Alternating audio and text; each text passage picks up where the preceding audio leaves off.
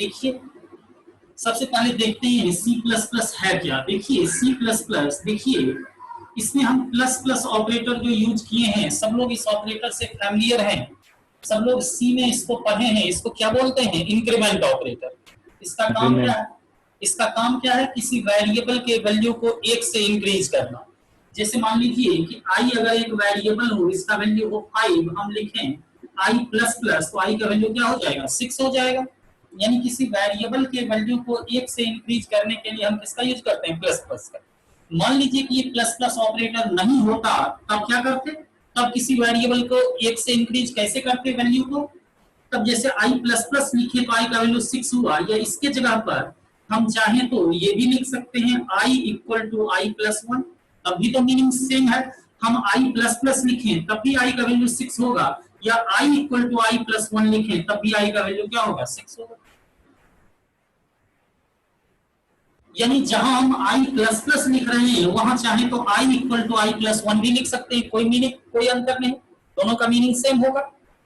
इसका मतलब है कि जहां हम सी प्लस प्लस लिख रहे हैं उसको चाहे तो लिख सकते हैं सी इक्वल टू सी प्लस 1, चाहे सी प्लस प्लस बोले या उसी को बोले सी इक्वल टू सी प्लस 1। अब देखिए सी प्लस प्लस को डिकम्पोज किए तो क्या हुआ? C plus 1। सी क्या है? एक प्रोग्रामिंग लैंग्वेज है, ये एक प्रोग्रामिंग लैंग्वेज है जिसको आप प्रीवियस ईयर में पढ़ के आए हैं। और ये प्लस 1 क्या है? तो इसको बोलते हैं एडिशनल फीचर्स। ये क्या है? एडिशनल फीचर्स है। और एक्चुअल में ये एडिशनल फीचर्स क्या है? तो ये है उप्स, ऑब्जेक्ट ओरिएंटेड प्रोग्रामिंग। यानी आप समझ रहे होंगे अब कि सी प्लस प्लस का मतलब सी प्लस प्लस को डिकम्पोज किए क्या हुआ? सी प्लस 1, और सी प्लस 1 का मतलब सी जो एक प्रोग्रामिंग लैंग्वेज है जिसको आप प्रीवियस सेमेस्टर में ऑलरेडी पढ़ के आए हैं, और उसमें 1 का मतलब है एडिशनल फीचर्स का मतलब ऑब्जेक्ट ओरिएंटेड का कांसेप्ट। इसका मतलब है कि सी प्लस प्लस आपके लिए बिल्कुल नया पेपर नहीं है। आप जो प्रीवियस सेमेस्टर में सी पढ़े हैं उसी का कांसेप्ट, यानी सी तो पढ़ना ही है, साथ में कुछ एक्स्ट्रा फीचर्स ऐड कर दिया गया और अब इसका नाम क्या दे दिया गया? C plus plus.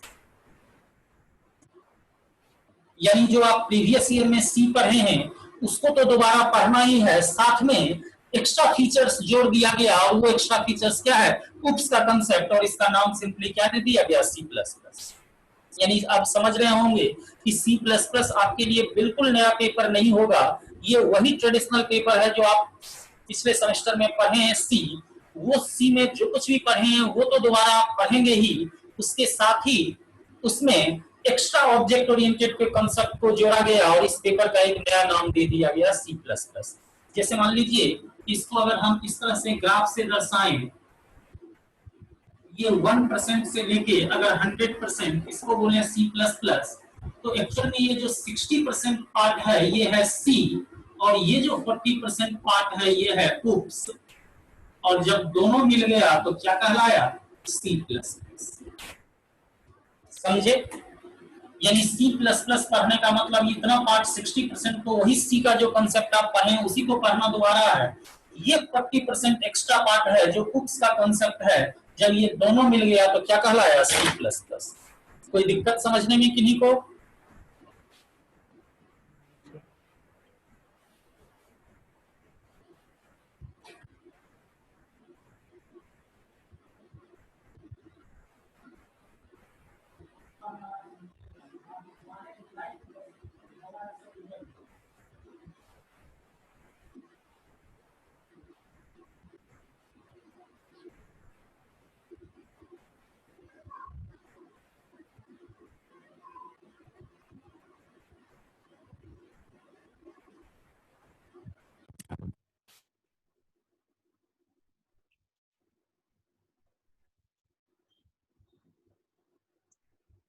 क्या सब लोग यहाँ तक बात समझे?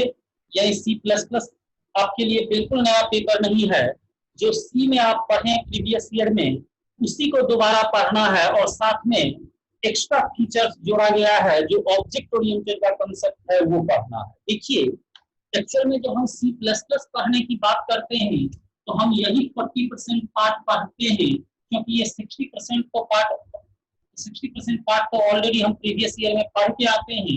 तो सी प्लस प्लस का पढ़ने का मतलब यही 40% पार्ट का पढ़ना, लेकिन इस 40% पार्ट को अच्छे से समझने के लिए इस 60% पार्ट का नॉलेज होना, कंप्लीट नॉलेज होना जरूरी है। इसलिए हम पढ़ाएंगे तो यही 40% पार्ट, लेकिन यहाँ तक पहुंचने से पहले इस 60% पार्ट को एक बार रिवाइज करते हुए आगे बढ़ेंगे, लेकिन वो रिवीजन सी के तरह ना होकर के सी प्लस प्लस के तरह से होगा।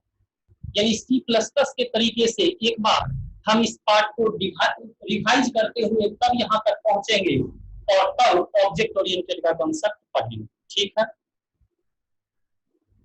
तो अब सब लोग लिखिए, हेडिंग डालिए सी प्लस प्लस और लिखिए सी प्लस प्लस इज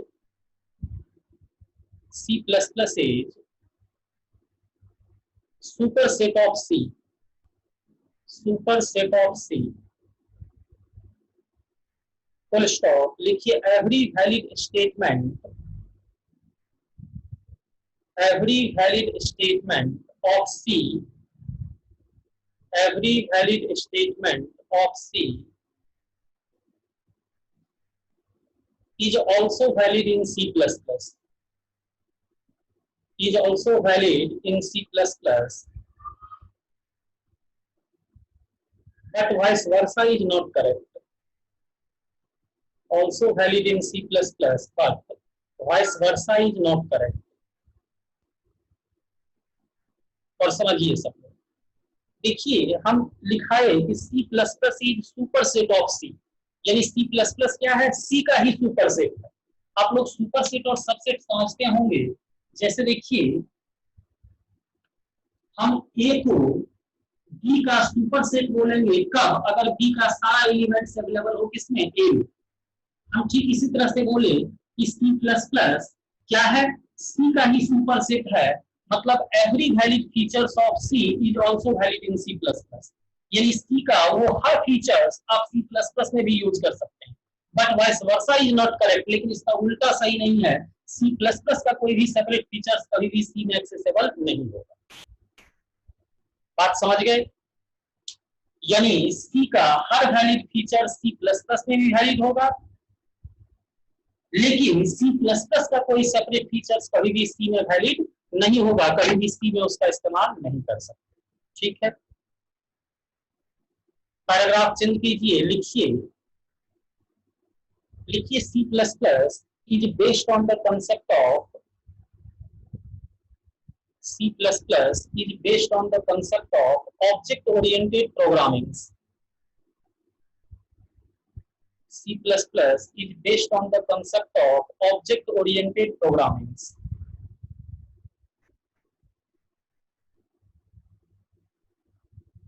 लिखिए object oriented means, full stop के बाद object oriented means resource must be accessed by the object. Object oriented means resource must be accessed by the object. और समझिए, देखिए हम एक लाइन में लिखा है कि C++ is based on the concept of object oriented programming, यानी C++ एक्चुअल में ऑब्जेक्ट ओरिएंटेड प्रोग्रामिंग के कांसेप्ट को फॉलो करता है। ये ऑब्जेक्ट ओरिएंटेड क्या है, देखिए आगे चल के हम डिटेल्स में जानेंगे ऑब्जेक्ट ओरिएंटेड का मतलब। अभी आप एक लाइन में समझिए, हम लिखाए कि object oriented means resource must be accessed by the object. देखिए नेम ही है ऑब्जेक्ट ओरिएंटेड, मतलब ऑब्जेक्ट की जरूरत होना। यानी C++ में हम जो भी रिसोर्स डिफाइन करेंगे, जो भी फीचर्स डिफाइन करेंगे, उस फीचर्स को इस्तेमाल करने के लिए हमको ऑब्जेक्ट की जरूरत पड़ेगी। ऑब्जेक्ट का इस्तेमाल करेंगे। प्रोग्राम लिखने का ये अप्रोच, प्रोग्राम लिखने का ये तरीका क्या कहलाता है, ऑब्जेक्ट ओरिएंटेड अप्रोच। बात समझ रहे हैं? फिर से सुनिए एक बार कि C++ में हम जो भी रिसोर्स डिफाइन करेंगे, उस रिसोर्स को इस्तेमाल करने के लिए हमको ऑब्जेक्ट बनाना होगा। ऑब्जेक्ट का इस्तेमाल करके हम उस फीचर्स को, उस रिसोर्स को यूज कर पाएंगे। प्रोग्राम लिखने का ये अप्रोच, ये टेक्निक्स कहलाता है ऑब्जेक्ट ओरिएंटेड अप्रोच। ठीक है,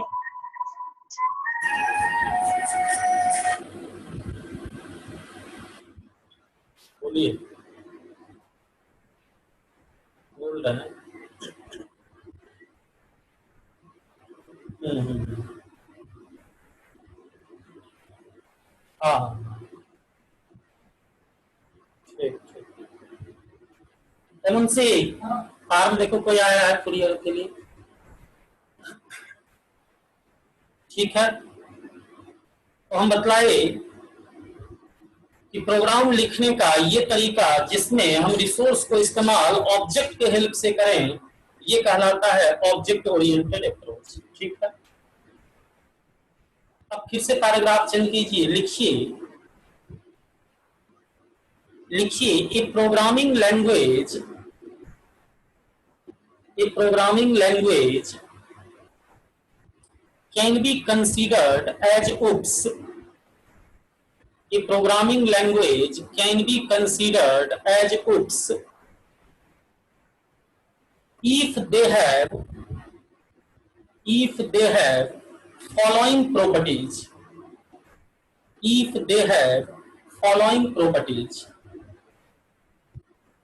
following properties। देखिए, हम बताए कि एक प्रोग्रामिंग लैंग्वेज को हम बोल सकते हैं कि ये एक ऑब्जेक्ट ओरिएंटेड प्रोग्रामिंग लैंग्वेज है अगर उसके अंदर ये 5 फीचर्स अवेलेबल हो। जैसे देखिए, किसी भी प्रोग्रामिंग लैंग्वेज के बारे में हम कैसे डिसाइड करेंगे कि ये ऑब्जेक्ट ओरिएंटेड है या नहीं है। जैसे अभी से पहले आप सी पढ़े, तो सी ऑब्जेक्ट ओरिएंटेड प्रोग्रामिंग था या नहीं था। तो हम बताए कि हम ये बात कैसे पता करेंगे कि कोई भी प्रोग्रामिंग लैंग्वेज ऑब्जेक्ट ओरिएंटेड है या नहीं है। तो हम बताए कि अगर किसी प्रोग्रामिंग लैंग्वेज के अंदर ये 5 बेसिक फीचर्स अवेलेबल हो, तो ऐसे प्रोग्रामिंग लैंग्वेज को हम बोल सकते हैं कि ये क्या है, ऑब्जेक्ट ओरिएंटेड। कौन कौन सा, लिखिए। फर्स्ट लिखिए data hiding, data hiding, HIDING, data hiding. Second में इनकैप्सुलेशन, इनकैप्सुलेशन, इनकैप्सुलेशन। थर्ड में इनहेरिटेंस, थर्ड में इनहेरिटेंस। फोर्थ में पॉलीमॉर्फिज्म, पॉलीमॉर्फिज्म। और फिफ्थ में एब्स्ट्रैक्शन, फिफ्थ में एक लाइट ऑफ करो ये जलो। फिफ्थ में एब्स्ट्रैक्शन, ABSTRACTION, एब्स्ट्रैक्शन। तो समझिए, देखिए, हम बतलाए कि हम किसी भी प्रोग्रामिंग लैंग्वेज के बारे में बोल सकते हैं कि ये एक ऑब्जेक्ट ओरिएंटेड प्रोग्रामिंग लैंग्वेज है अगर उसके अंदर ये 5 बेसिक फीचर्स अवेलेबल हो। कौन कौन सा, data hiding, encapsulation, inheritance, polymorphism और एब्स्ट्रैक्शन, ठीक है। देखिए, एक्चुअल में C++ के अंदर हमको यही 5 मेन चैप्टर पढ़ना है। एक्चुअल में पूरे C++ के अंदर हमको यही 5 सब्जेक्ट, 5 चैप्टर पढ़ना है। आप देखिएगा आगे चल के हम C++ में जो कुछ भी पढ़ाएंगे वो इसी 5 में किसी न किसी फीचर्स को इम्प्लीमेंट करने के लिए बना हुआ होगा।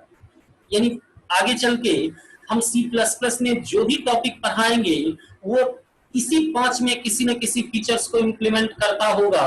या तो वो डेटा हाइडिंग को इम्प्लीमेंट करेगा, या इनकैप्सुलेशन को, या इनहेरिटेंस को, या पॉलीमॉर्फिज्म को, या एब्स्ट्रैक्शन। समझ गए?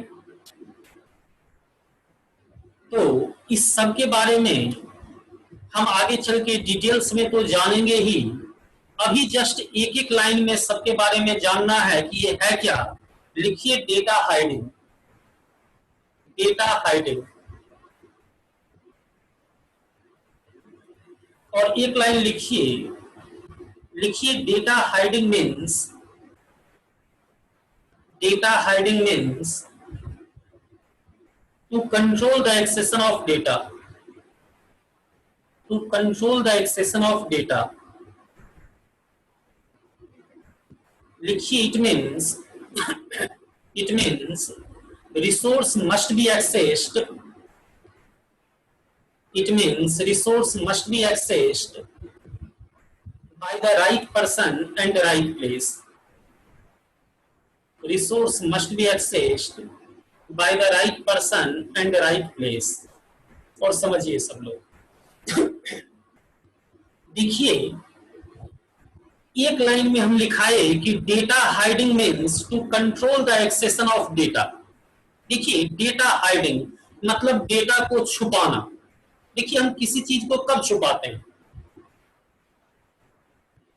हम किसी चीज को कब छुपाते हैं, हम किसी चीज को तब छुपाते हैं जब हम चाहते हैं कि कोई अनऑथराइज्ड पर्सन उसको एक्सेस ना करे। जैसे ये मार्कर मेरा है, अब हम इसको छुपा के रखते हैं, इसके पीछे पर्पस क्या हो सकता है, इस मार्कर को कौन यूज करे और कौन यूज ना करे इस पर मेरा कंट्रोल है। यानी इस मार्कर को कौन एक्सेस करेगा इस पर मेरा कंट्रोल हो, इसलिए हम इसको छुपा के रखेंगे। हमको जिसको मन होगा देंगे, जिसको मन होगा नहीं देंगे। बस यही बात हम लिखाए कि data hiding means to control the accession of data. यानी डेटा हाइडिंग का मतलब क्या है एक लाइन में, कि डेटा को कौन एक्सेस करेगा और कौन एक्सेस नहीं करेगा इस बात पर कंट्रोल करना, that is called data hiding. हम लिखा it ensure data must be accessed by the right person and right place. यानी डेटा हाइडिंग ये इंश्योर करता है कि डेटा निश्चित रूप से राइट पर्सन के द्वारा और राइट प्लेस पर ही इस्तेमाल हो। यानी कोई भी डेटा सही जगह पर और सही पर्सन के द्वारा ही इस्तेमाल हो, ये इंश्योर करता है कौन, डेटा है। ठीक है,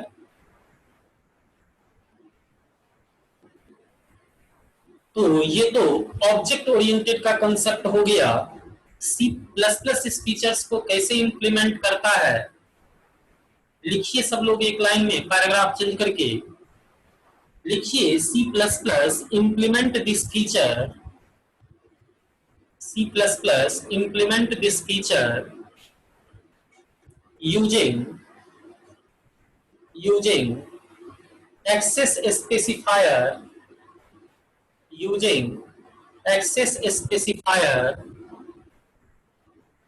private, public and protected, access specifier, private, public and protected, private, public and protected for the member of class,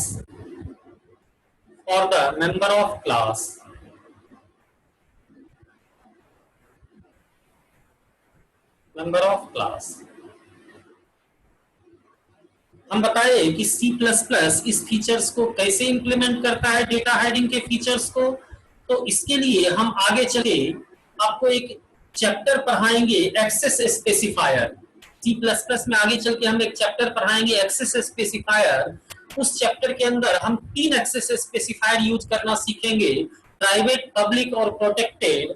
और एक्चुअल में यही 3 एक्सेस स्पेसिफायर ये डिसाइड करेगा कि कौन सा डेटा कहां और किसके द्वारा इस्तेमाल होगा। बात समझ गए सब लोग? यानी C++ इस डेटा हाइडिंग के फीचर्स को कैसे इंप्लीमेंट करेगा, तो आगे चल के हम आपको C++ में एक्सेस स्पेसिफायर नाम का एक चैप्टर पढ़ाएंगे, जिसके अंदर 3 एक्सेस स्पेसिफायर हम लोग यूज करना सीखेंगे, प्राइवेट, पब्लिक एंड प्रोटेक्टेड। और एक्चुअल में यही 3 डिसाइड करेगा कि कौन सा डेटा कहां और किसके द्वारा इस्तेमाल। कोई दिक्कत किन्हीं को समझने में? बताइए, यहां तक कोई परेशानी है किन्हीं को समझने में? No sir. आप समझ रहे हैं? क्या नेम है? मरियम, ऑडियो ऑन कीजिए। Yes sir. समझ में आ रहा है सब कुछ? Yes sir. ठीक है, तो ये हो गया डेटा हाइडिंग। अब सेकंड लिखिए इनकैप्सुलेशन। सेकंड में लिखिए इनकैप्सुलेशन। लेकिन अब नेक्स्ट क्लास में, आज पहला ही दिन है तो थोड़ा सा जस्ट इंट्रोडक्शन आज करना था, तो आज कम ही पढ़ाएंगे, 1-2 क्लास। और भी जिससे स्टूडेंट को आना होगा वो सब आ जाएगा, फिर अपना फुल टाइम चलेगा। तो आज इतना ही। नेक्स्ट क्लास में जब हम आएंगे तो अभी जो पढ़ाए हैं उसको एक बार रिवाइज करते हुए और तब इनकैप्सुलेशन और बाकी जो फीचर्स है वो सब डिस्क्राइब करेंगे। ठीक है,